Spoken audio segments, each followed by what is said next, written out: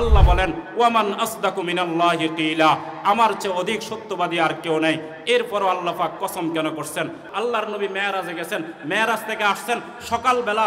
আল্লাহর নবী সাল্লাল্লাহু আলাইহি ওয়াসাল্লাম মেরাজের ঘটনা বর্ণনা করেন, যে কোনো সাহাবীকে অনুসরণ করবা, আসহাবি কান নুজুম বিআইয়িহিম ইক্তাদাইতুম ইহতাদাইতুম, যে কোনো একটা সাহাবীকে অনুসরণ করবা, জান্নাতে চলে যাবা। আলহামদুলিল্লাহ الحمد لله نحمده ونستعينه ونستغفره ونؤمن به ونتوكل عليه ونعوذ بالله من شرور أنفسنا ومن سيئات أعمالنا من يهده الله فلا مضل له ومن يضلله فلا هادي له ونشهد أن لا إله إلا الله وحده لا شريك له ونشهد أن محمدًا عبده ورسوله أما بعد فقد قال الله تعالى في كلامه المجيد وفرقانه الحميد بعد أعوذ بالله من الشيطان الرجيم بسم الله الرحمن الرحيم والعصر إن الإنسان لفي خسر إلا الذين آمنوا وعملوا الصالحات وتواصوا بالحق وتواصوا بالصبر. وعن أبي هريرة رضي الله تعالى عن رسول الله صلى الله عليه وسلم فيما يروي عن ربه عز وجل قال الله عز وجل وبعزتي لا أجمع على عبدي خوفين ولا أجمع على عبدي أمنين إذا أمنني في الدنيا أخفته يوم القيامة وإذا خافني في الدنيا أمنته يوم القيامة صدقت صدقا يا رب العالمين وبلغنا رسولك النبي الأمي الكريم ونحن على ذلك لمن الشاهدين والشاكرين والحمد لله رب العالمين. हर लहज़ा है मोमिन की नई शान नई अन, किरदार में गुफ्तार में अल्लाह का है बुरहान। हमसाया जिब्रील अमीन बंदा ये खाकी है उसका नशीमन न बुखारा न बदख्शान। ये राज किसी को नहीं मालूम के मोमिन कारी नजर आता है हकीकत में है कुरान। कारी नजर आता है हकीकत में है कुरान। জামিয়া আরাবিয়া আশরাফুল উলুম উলুকান্দি মাদ্রাসার 3 দিন ব্যাপী ইসলামী মহাসম্মেলনের শেষ দিনের শেষ অধিবেশনে আগত জামিয়াকে যারা নিজের মন প্রাণ দিল থেকে মহাব্বত করেন, সেই সমস্ত মুখগুলোকে আমি দেখতে পাচ্ছি। আল্লাহ পাক আমাদেরকে আসবার তৌফিক দান করেছেন, এজন্য বলি আলহামদুলিল্লাহ। আমাদের ওলামায়ে কেরাম আসতেছেন, আমি আপনাদের সামনে অল্প কিছু কথা বলবো। সূরা আসর আপনাদের সামনে তেলাওয়াত করছি। সূরা আসরের শুরুতে আল্লাহ পাক রব্বুল আলামিন বলতেছেন, এই সূরাটা কোরআনে কারীমের ছোট সূরাগুলোর মধ্যে অন্যতম। ৬৮টা অক্ষর এই সূরার মধ্যে, 14টা শব্দ দিয়ে 3 আয়াতে বিভক্ত। এই সূরার মধ্যে আল্লাহ পাক রব্বুল আলামিন শুরুতে বলতেছেন ওয়াল আসর, আমি মহাকালের শপথ করতেছি, আমি সময়ের শপথ, মহাকালের শপথ আল্লাহ পাক কসম করতেছেন। কোরআনে কারীমের মধ্যে আপনারা দেখবেন আল্লাহ রাব্বুল আলামিন কোরআনে কারীমের বিভিন্ন জায়গায় আল্লাহ পাক শপথ করেছেন। কখনো ওয়াল লাইলি বলছেন, কখনো ওয়াশ শামসি বলছেন। কোরআনে কারীমের 15টা সূরা এমন আছে যে সূরাগুলো আল্লাহ পাক কসম দিয়ে শুরু করছেন। কি দিয়ে শুরু করছেন? কসম দিয়ে। এছাড়াও কোরআনে কারীমের বিভিন্ন আয়াতের মধ্যে আল্লাহ সুবহানাহু ওয়া তাআলা কখনো নিজের জাতের কসম করছেন, ফালা ওয়া রাব্বিকা বলছেন। কখনো আল্লাহ পাক রব্বুল আলামিন সূর্যের কসম করছেন, কখনো আল্লাহ পাক রব্বুল আলামিন জমিনের কসম করছেন, কখনো আল্লাহ পাক রব্বুল আলামিন সময়ের কসম করছেন। ঠিক তেমনিভাবে হাদিসের মধ্যেও আমরা দেখতে পাই আমার আপনার নবী আকায়ে মাদানী তাজেদারে মদিনা মুহাম্মদ মুস্তাফা সাল্লাল্লাহু আলাইহি ওয়াসাল্লাম হাদিসের মধ্যে বিভিন্ন জায়গায় কসম করেছেন। কখনো বলছেন ওয়া বিরব্বি কাবা, আমি কাবার মালিকের কসম করে বলতেছি। কখনো বলতেছেন ওয়াল্লাজি নফসি বিয়াদি, যার হাতে আমার জান তার কসম করে বলতেছি। আমি আপনি কসম কেন করি? যখন আমি মনে করি শ্রোতারা আমার সামনে যারা আছে তারা আমার কথাটা বিশ্বাস করবে না।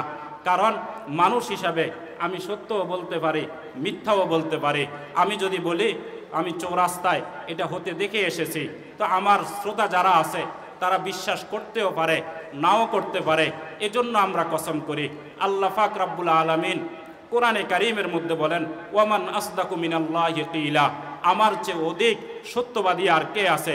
আমার চেয়ে সত্যবাদী মানুষের মধ্যে তো কেউ হবে না, জিনের মধ্যেও কেউ হবে না, ফেরেশতাদের মধ্যেও কেউ হবে না, জামাদাতের মধ্যে কেউ হবে না। আল্লাহ বলেন ওয়ামান আসদাকু মিনাল্লাহি কিলা, আমার চেয়ে অধিক সত্যবাদী আর কেউ নেই। এরপরও আল্লাহ পাক কসম কেন করছেন? ঠিক তেমনিভাবে আমার আপনার নবী আকায়ে মাদানী তাজেদারে মদিনা মুহাম্মদ মুস্তাফা সাল্লাল্লাহু আলাইহি ওয়াসাল্লাম কখনো কখনো কসম করছেন। কেন করছেন?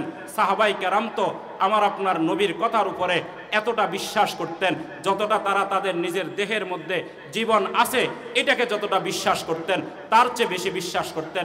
ইমাম বাইহাকি রহমতুল্লাহি আলাই বর্ণনা করেন 20,516 নম্বর হাদিস, রাসূল করিম সাল্লাল্লাহু আলাইহি ওয়াসাল্লাম একবার একটা ঘোড়া কিনছেন। গ্রামের এক গ্রাম্য মানুষ ঘোড়া বিক্রি করার জন্য মদিনায় আসছেন। আয়সা আল্লাহর নবীর সাথে সাক্ষাৎ, নবীজির ঘোড়াটা পছন্দ হয়েছে। আল্লাহর নবী দাম দর করে ঘোড়াটা কিনলেন। বললেন যে আমার কাছে টাকা নাই, আসো আমার সাথে বাসায় চলো, তোমাকে টাকা দিয়ে দিব। ওই লোকটা পিছনে পিছনে আসতেছে, আল্লাহর নবী সামনে হাঁটতেছেন। হঠাৎ করে দেখলেন একটা লোক এই গ্রাম্য লোকটাকে আল্লাহর নবী যেই দাম বলছেন তার থেকে বেশি দামে ঘোড়া কিনতে চাইতেছে। এবার ওই লোক পিছন দিয়ে বলতেছে মুহাম্মদ, আমি তোমার কাছে ঘোড়া বিক্রি, তুমি যদি ঘোড়া নিতে চাও এখন আমাকে টাকা দিতে হবে, না হয় আমি আমার ঘোড়া আরেকজনের কাছে বিক্রি করে দেব। আল্লাহর নবী বলেন এমন কি কথা বলো তুমি? তোমার থেকে তো আমি ঘোড়া কিনে ফেলেছি, তুমি প্রস্তাব করছো, আমি কবুল করছি, ইজাব কবুল হয়ে গেছে, ব্যবসা লেনদেন সম্পূর্ণ হয়ে গেছে, টাকার জন্য তুমি আমার পিছনে পিছনে আসতেছ, তুমি তো ঘোড়া বিক্রি করছো, আমি কিনে ফেলছি। ওই লোক বলে না না, আমি তোমার কাছে ঘোড়া বিক্রি করি নাই। এর মধ্যে কিছু মানুষ একসাথ হয়ে গেল। তারা এবার বলতেছে মুহাম্মদ, তুমি যদি ঘোড়া কিনে থাকো তাহলে তোমার সাক্ষী পেশ করো। আল্লাহর নবী সাক্ষী কোথায় পাইবেন? সাক্ষী তো আর কেউ নাই। যখন আল্লাহর নবী ঘোড়া কিনেন তখন সেখানে আল্লাহর নবী ছিলেন, আর ওই বিক্রেতা গ্রাম্য মানুষটা ছিল, আর কেউ ছিল না। এবার মানুষ বলতেছে ঘোড়া যদি কিনে থাকো তাহলে সাক্ষী পেশ করো। এমন সময় হযরত খুজাইমা রাদিয়াল্লাহু তাআলা আনহু আল্লাহর নবীর সাহাবী সেখানে উপস্থিত। দেখেন সাহাবাই কেরাম আল্লাহ পাকের নবীর কথার উপরে কতটা বিশ্বাস করতেন। আল্লাহর নবী সাল্লাল্লাহু আলাইহি ওয়াসাল্লাম চিন্তিত হয়ে গেলেন সাক্ষী দিবে কে? এমন সময় হযরত খুজাইমা বলেন আমি সাক্ষী দিতেছি আমার নবী আকায়ে মাদানী তাজেদারে মদিনা মুহাম্মদ মুস্তাফা সাল্লাল্লাহু আলাইহি ওয়াসাল্লাম এই ঘোড়াটা কিনছেন, আমি সাক্ষী দিতেছি। ফয়সালা হয়ে গেল। আল্লাহর নবী ঘোড়া নিয়ে চলে আসলেন। আল্লাহর নবী হযরত খুজাইমাকে জিজ্ঞাসা করেন, খুজাইমা আমি যখন ঘোড়া কিনছি তখন তো তুমি ছিল না, তখন তোমার উপস্থিতি ছিল না, তুমি কিভাবে সাক্ষী দিলা? তুমি তো দেখো নাই আমি ঘোড়া কিনছি, সে যে বিক্রি করছে তাও তুমি দেখো নাই, আমি যে কিনছি তাও তুমি দেখো নাই, না দেখা কিভাবে সাক্ষী দিলা? হযরত খুজাইমা এমন এক কথা বললেন জাদিরুন বিআইয়ুক্তাবা বিমা ইযহাবি, স্বর্ণের কালি দিয়ে লিখে রাখার মতন। হযরত খুজাইমা বলেন ইয়া রাসূলুল্লাহ, আপনার কথার উপরে বিশ্বাস করে আপনি বলছেন এজন্য বিশ্বাস করেছে। আমার মালিক আমাকে সৃষ্টি করেছেন, মালিককে কোনোদিন দেখি নাই, আল্লাহকে তো কোনোদিন দেখি নাই। আল্লাহ আমাকে সৃষ্টি করছেন এটা তো আমি দেখি নাই, আল্লাহ আমার রব এটা তো আমি কখনো দেখি নাই। আপনি বলছেন আপনার বলার উপরে রবের উপরে বিশ্বাস করছি, আপনি বলছেন আখিরাতের উপরে বিশ্বাস করছি, আপনি বলছেন আলমে বরজাখকে বিশ্বাস করলাম, আপনি বললেন হাসর ময়দানকে বিশ্বাস করলাম, আপনি বললেন আপনার কাছে জিব্রাইল আসে, কখনো তো জিব্রাইল আসতে দেখলাম না, ওহিটা কিভাবে নাজিল হয় সেটা তো সচক্ষে দেখলাম না, এরপরেও তো আপনি বলেন বিশ্বাস করে নিলাম। জান্নাত আপনার কথার উপরে বিশ্বাস করলাম, জাহান্নাম আপনার কথার উপরে বিশ্বাস করলাম, আরশ আছে আপনার কথার উপরে বিশ্বাস করলাম, কুরসি আছে আপনার কথার উপরে বিশ্বাস করলাম, এত কিছু আপনার কথার উপরে বিশ্বাস করলাম, সামান্য একটা ঘোড়া কিনছেন এটা আপনার কথার উপরে বিশ্বাস করতে পারবো না। খুজাইমা এত দুর্বল ইমানদার নয়, খুজাইমা এত দুর্বল ইমানদার নয়। সাহাবায়ে কেরাম দেখেন, সাহাবায়ে কেরামের জীবনের মধ্যে আল্লাহর নবীর প্রতি কেমন বিশ্বাস ছিল। আল্লাহর নবী মেরাজে গেছেন, মেরাজ থেকে আসছেন সকালবেলা। আল্লাহর নবী সাল্লাল্লাহু আলাইহি ওয়াসাল্লাম মেরাজের ঘটনা বর্ণনা করেন। বর্ণনা করবার পরে আল্লাহর নবী সাল্লাল্লাহু আলাইহি ওয়াসাল্লামের যখন এই কথাগুলো শুনলেন, শুনবার পরে মানুষ হাসাহাসি করা শুরু করলো। ফাসাদ্দাকাহু বাযুন নাসি ওয়া কাযযাবাহু বাযুন নাস। কিছু মানুষ সাহাবায়ে কেরাম যাদের ঈমান দুর্বল মজবুত ছিল তারা আল্লাহর নবীর কথাকে বিশ্বাস করা শুরু করলেন, আর যাদের ঈমান দুর্বল ছিল তারা আল্লাহর নবীর কথাকে বিশ্বাস না করে রাসূল করিম সাল্লাল্লাহু আলাইহি ওয়াসাল্লামকে নিয়ে উপহাস করা শুরু করলো। বলতেছে মুহাম্মদ পাগল হয়ে গেছে, মক্কা থেকে নিয়ে বাইতুল মুকাদ্দাস ১৫০০ কিলোমিটার দ্রুতগামীর ঘোড়া দিয়ে যদি যেতে হয় তাহলে 1 মাস সময় লাগবে, আসতে 1 মাস, যাইতে 1 মাস। এই যে 1 মাস 2 মাসের রাস্তা, মুহাম্মদকে কালকে এশারের সময় আমাদের সাথে তাদেরকে চলতে দেখেছি। মুহাম্মদ তো মক্কায় ছিল, তাকে এখানে দেখেছি, তাকে তো কালকে রাত্রেও সে আমাদের সাথে ছিল। এখান থেকে ১৫০০ কিলোমিটার দূরে বাইতুল মুকাদ্দাসে গিয়ে সেখানে 2 রাকাত নামাজ পড়ছে। এরপরে প্রথম আসমান অতিক্রম করে, দ্বিতীয় আসমান অতিক্রম করে, তৃতীয় আসমান অতিক্রম করে, চতুর্থ আসমান অতিক্রম করে, আরশ মহল্লা অতিক্রম করে, রবের সাথে দেখা করে, জান্নাত জাহান্নাম সফর করে, আবার ফজরের আগে মক্কায় চলে আসছে। এটা কিভাবে সম্ভব? তারা হাসাহাসি শুরু করলো। এবার তারা বলা শুরু করলো, চলো চলো যাই আবু বকরের কাছে। আবু বকর তখন সেই মজলিসে ছিল না। তারা আবু জাহেল বলতেছে আবু বকরকে যখন মুহাম্মদের বিরুদ্ধে কোনো কথা বলি তখন সে বিশ্বাস করে না, মুহাম্মদের বিরুদ্ধে কোনো কথা বললে তার কানে তুলে না, আমাদের কথাকে সে বিশ্বাস করতে চায় না। আজকে মুহাম্মদ এমন এক ফাগলামি শুরু করছে, এটা আবু বকর তো নয়, আবু বকরের বাবাও বিশ্বাস করবে না, চলো যাই আবু বকরের কাছে গিয়ে বলি। আবু বকরের কাছে গিয়ে জানাই, সবাই দলবল নিয়ে আবু বকরের ঘরে উপস্থিত। বলতেছে আবু বকর শুনছো? আবু বকর বের হয়ে বলে কি হয়েছে? বলে যে তোমার তো বন্ধুর খবর রাখো না, তোমার বন্ধুর খবর কি তুমি জানো? কি হয়েছে? তোমার বন্ধু তো পাগল হয়ে গেছে। বলে যে কিভাবে? তোমার বন্ধু মসজিদে বসা তোমার বন্ধু হারাম শরীফের মধ্যে বসা বলতেছে গতকালকে রাত্রে এশারের পরে গভীর রাত্রে এখান থেকে ১৫০০ কিলোমিটার দূরে বাইতুল মুকাদ্দাসে গিয়েছে। সেখান থেকে 7 আসমান অতিক্রম করে, আরশ মহল্লা অতিক্রম করে, রবের সাথে দেখা করে, জান্নাত জাহান্নাম সফর করে, আবার ১৫০০ কিলোমিটার অতিক্রম করে বাইতুল্লাহ চলে আসছে। তার এই কথা কিভাবে বিশ্বাস করবা? তার কথাটা বিশ্বাস কিভাবে করবা? সে পাগল হয়ে গেছে। আবু বকর এবার বলেন, তোমরা আবু বকর রাদিয়াল্লাহু তাআলা আনহু বললেন, তোমরা কি আমার হাবিব, আমার বন্ধু, আমার নবী আকায়ে মাদানী তাজেদারে মদিনা মুহাম্মদ মুস্তাফা সাল্লাল্লাহু আলাইহি ওয়াসাল্লামের মুখ থেকে সরাসরি শুনছো কিনা? তারা বলে হ্যাঁ সরাসরি শুনে আসলাম। মুহাম্মদ নিজেই বসে বলতেছে, আমি আপনি হইলে চিন্তা করতাম আমার আপনার নবী যে এই কথাটা বলছে আমার আকলে ধরে কিনা, আমার যুক্তিতে ধরে কিনা, আমি যে ইতিহাস পড়ে আসলাম ইতিহাসের সাথে মিলে কিনা, আমার সায়েন্সের সাথে মিলে কিনা, আমার যুক্তির সাথে মিলে কিনা, এটা চিন্তা করতাম।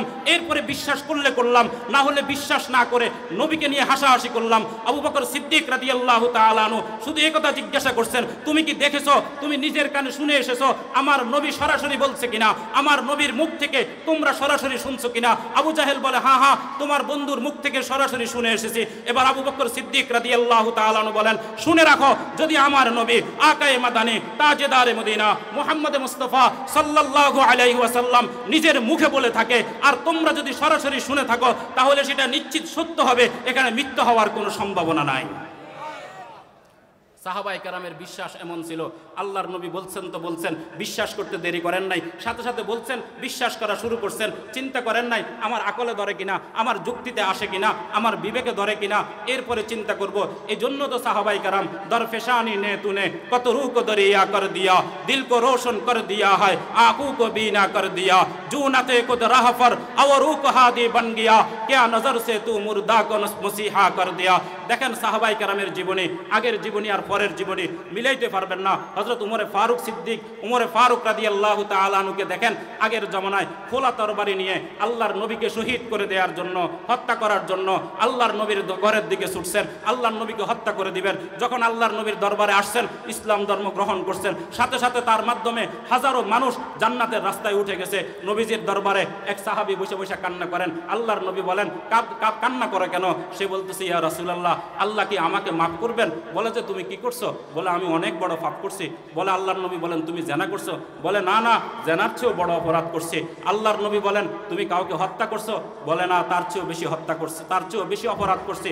আল্লাহর নবী বলেন, তোমার অপরাধটা থেকে একবার বলো। ওই সাহাবী বলেন, আমার অপরাধ হইল আমি আমার নিজের কন্যাকে, নিজের জীবিত মেয়েকে, সে হাঁটতে জানে, কথা বলতে জানে, নিজে কবর খনন করে তাকে জীবিত কবরস্থ করেছি, তাকে জীবিত কবর দিয়েছি।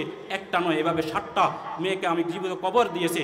আমার গুনাহ, আমার অপরাধকে আমার রব ক্ষমা করবেন কিনা? আল্লাহর নবী বলেন, তোমার অপরাধ তোমার রব, আমার মালিক তোমার অপরাধ ক্ষমা করে দিবেন। সাহাবায়ে কেরামের জীবনী পড়ে দেখেন, আগের এবং পরের জীবনী মিলবে না।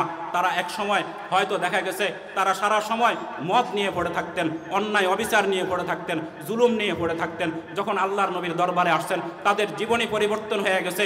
দরফেশানি নে তুনে কত রূহ কো দরিয়া কর দিয়া, দিল কো রোশন कर दिया है, आंखों को बीना कर दिया, जो न थे खुद राह पर और रूह को हादी बन गया, क्या नजर से तू मुर्दा को मसीहा कर दिया। কি কারণে তারা এত দামি হয়ে গেলেন? কি কারণে তাদের জীবন এত সুন্দর হয়ে গেলেন? কারণ হইল তারা আল্লাহর নবীর কথাকে এত বেশি বিশ্বাস করতেন। যেভাবে তারা তাদের নিজের দেহের মধ্যে জীবন আছে এটাকে যতটা বিশ্বাস করতেন, তার চেয়ে বেশি বিশ্বাস করতেন। নবীজি বলছেন তো আমল করা শুরু হয়ে গেছে। আল্লাহ পাক রব্বুল আলামিন নবীজির উপর আয়াত নাযিল করছেন, হুররিমাত আলাইকুমুল খামরু, তোমাদের জন্য মদ হারাম করে দেওয়া হয়েছে, মদ হারাম করে দেওয়া হয়েছে। আজকে আর মদ খাওয়া যাবে না। ইতিহাস খুলে দেখেন, তাফসীর ইবনে কাসির, আল্লামা ইমাদউদ্দিন ইসমাইল ইবনে কাসির রহমতুল্লাহি আলাই তাফসীর ইবনে কাসিরের মধ্যে লেখেন, আমি আপনি হইলে কি চিন্তা করতাম, 30 বছর মদ খাইয়ে বড় হয়েছি, এখন যদি মদ ছেড়ে দিই তাহলে হয়তো আমি মারা যাইতে পারি, কিংবা মারা যাওয়ার সম্ভাবনা আছে, মদ আমি ছাড়তে পারবো না, হয়তো ইসলাম ছেড়ে দিব, মদ ছাড়বো না। আল্লাহর নবী সাল্লাল্লাহু আলাইহি ওয়াসাল্লামের উপরে আয়াত নাজিল হয়েছে। সাহাবায়ে কেরাম এটা চিন্তা করে নাই, হাই 30 বছর মদ নিয়ে আমার বসবাস, সকালে মদ পান করে, দুপুরে মদ পান করে, বিকালে মদ পান করে, আমি মদ ছাড়লে তো আমি বেহুশ হয়ে যাব, আমি তো মরে যাব, মদ ছাড়া যাবে না। খুলে দেখেন তাফসীরের কিতাব, আল্লামা ইমাদউদ্দিন ইসমাইল ইবনে কাসির রহমতুল্লাহি আলাইহি লেখেন, আয়াত নাজিল হওয়ার সাথে সাথে সাহাবায়ে কেরাম তাদের ঘরের মধ্যে যে মদের মটকাগুলো আছে, মদের মটকাগুলো বের করে মদিনার অলিতে গলিতে নিক্ষেপ করা শুরু করছেন। মদিনার অলিতে গলিতে মদের বন্যা বয়ে গেছে। সাহাবায়ে কেরাম এটা চিন্তা করেন নাই, সাহাবায়ে কেরাম এটা চিন্তা করেন নাই, হায় আমি যদি মদ ছেড়ে দিই, আমি তো মদ নিয়ে 30 বছর ছিলাম, কিভাবে ছেড়ে দিব? এটা চিন্তা না করে চিন্তা করছেন আমার হাবিবের উপরে, আমার নবীর উপরে আয়াত নাজিল হয়েছে, এখন আমল করতে হবে, আমল ছাড়া আর কোনো উপায় নাই। আমল, আয়াত নাজিল হয়েছে তো সাথে সাথে আমল করা শুরু হয়েছে।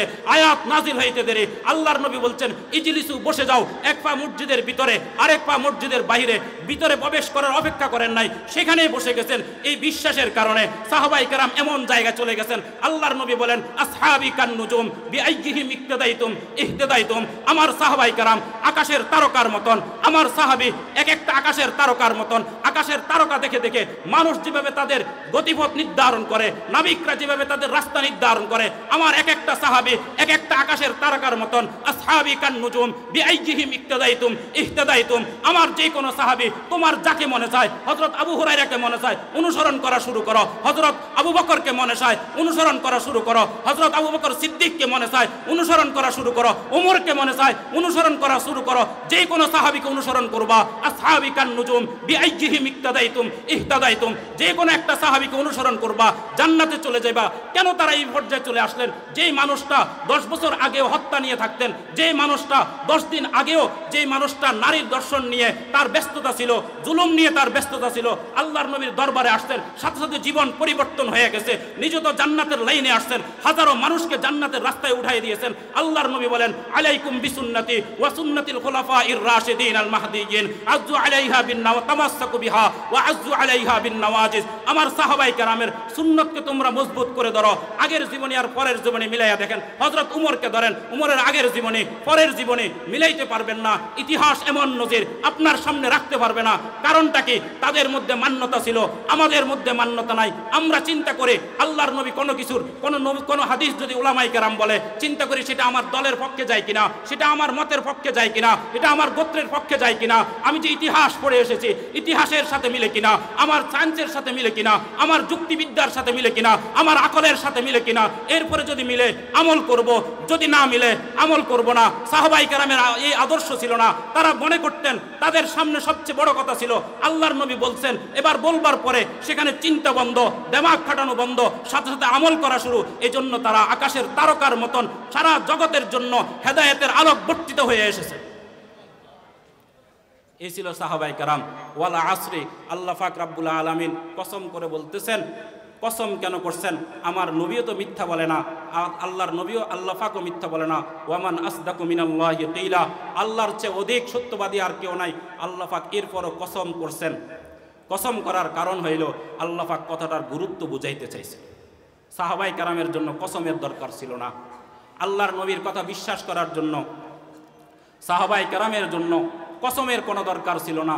কসমের দরকার না হওয়ার পরেও আল্লাহ পাক কসম খাইয়া বলতেছেন, ইল্লাল্লাযীনা আমানু, যারা ইন্নাল ইনসানা লাফি খুসর, পৃথিবীর সমস্ত মানুষ ধ্বংসের মুখে, পৃথিবীর সমস্ত মানুষ ধ্বংসের মুখে, কেবলমাত্র ইল্লাল্লাযীনা আমানু, যারা ঈমান এনেছে তারাই সফল হবে।